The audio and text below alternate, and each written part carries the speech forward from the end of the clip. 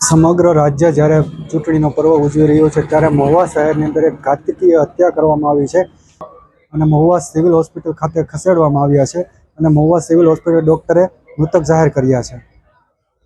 મહુવા લોકશાહીના પર્વ પર લોહીના ડાઘ। મહુવા આજે ચૂંટણીનો ઉત્સાહ વચ્ચે એક ભયાનક હત્યાકાંડની ઘટના સામે આવી છે। સમીર નામના યુવાનની 3 શખ્સોએ જાહેર છરીના ઘા ઝીકી હત્યા કરી દેતા સમગ્ર પંથકમાં ચકચાર મચી ગઈ છે।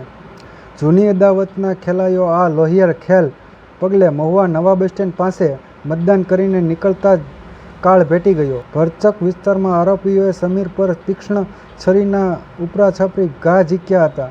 હુમલા બાદ લોહિયાળ હાલતમાં સમીરને તાત્કાલિક હનુમ હોસ્પિટલ ખસેડાયો હતો, જ્યાંથી વધુ સારવાર માટે સરકારી હોસ્પિટલ લઈ જવામાં આવ્યો હતો। જોકે ગંભીર ઇજાના કારણે ફરજ પરના તબીબે તેને મૃતક જાહેર કર્યો હતો। હોસ્પિટલ ખાતે ભારે તંગદિલની હત્યાના સમાચાર વાયુ વેગે પ્રસારિત થતાં મુસ્લિમ સમાજના મોટી સંખ્યાના લોકો હોસ્પિટલ ખાતે એકઠા થયા હતા। લોકશાહીના દિવસે જ થયેલી આ હત્યા પગલે લોકોમાં ભારે રોષ જોવા મળી રહ્યો છે। અનિચ્છનીય ઘટના ન બને તે માટે પોલીસનો ચુસ્ત બંદોબસ્ત પણ ગોઠવી દેવામાં આવ્યો હતો।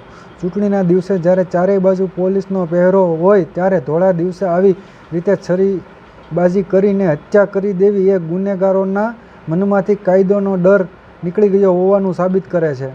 સ્થાનિક નાગરિકો પોલીસ તપાસ તેમજ ઘટનાની જાણ થતાં જ ઉગ્ર પોલીસ અધિકારીઓનો કાફલો ઘટના સ્થળે અને હોસ્પિટલ દોડી આવ્યા હતા।